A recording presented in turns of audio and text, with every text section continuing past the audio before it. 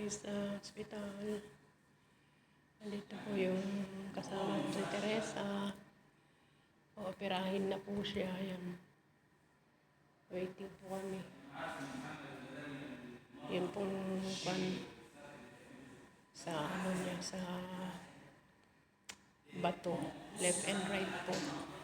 Left and right ang tatanggalin sa kanya ngayon. Dito po kami sa hospital. Kasama ko po yung taga-maneho. Hintay lang kami na dahil si Teresa ay nandun sa operating room. Pinapunta po ako dito ng amo ko. Tingnan ko daw siya. Ayun, nagdala rin ako ng mga damit niya. Pero saglit lang naman yata. Sabi nila 1 hour lang daw yung opera sa kanya. Hindi naman siguro magtatagal.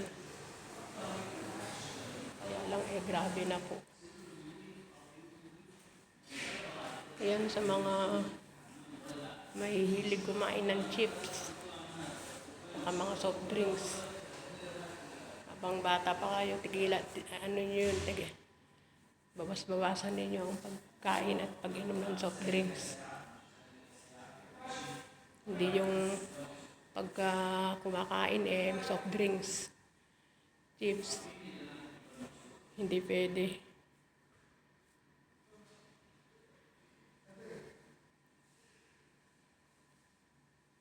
Ayan.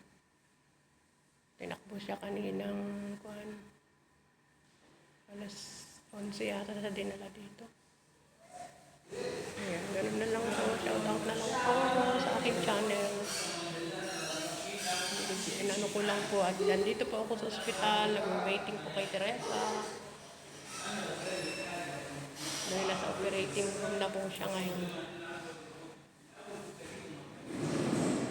Baka ewan ko kung bukas uuwi na siya o hindi pa siguro yan uuwi.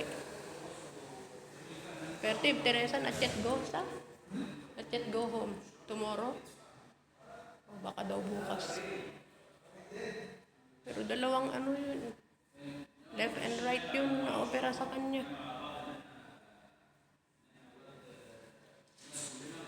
Kaya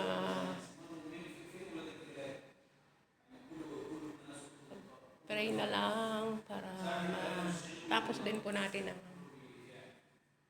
ating mga kaya po sa mga OFW ng kagaya ko, mahirap po talaga pag wala ang magkasakit, pag wala ang mga mahal natin sa buhay. Dahil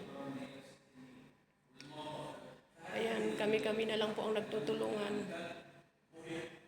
Sabi ko nga dito sa taga-maneho, tumawag siya na punta ako dito sa ospital. Sabi ko, hindi ako pwedeng magtagal doon operative dahil may sakit din ako. Inuubo ako, tsaka hindi ako pwede talaga.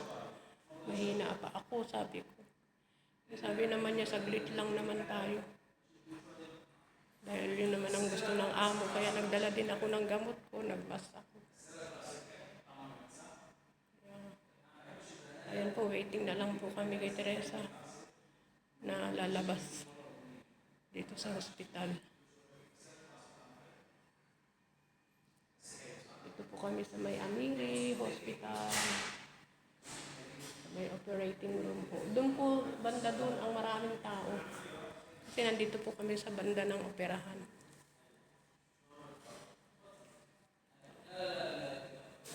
Okay po, bye-bye po.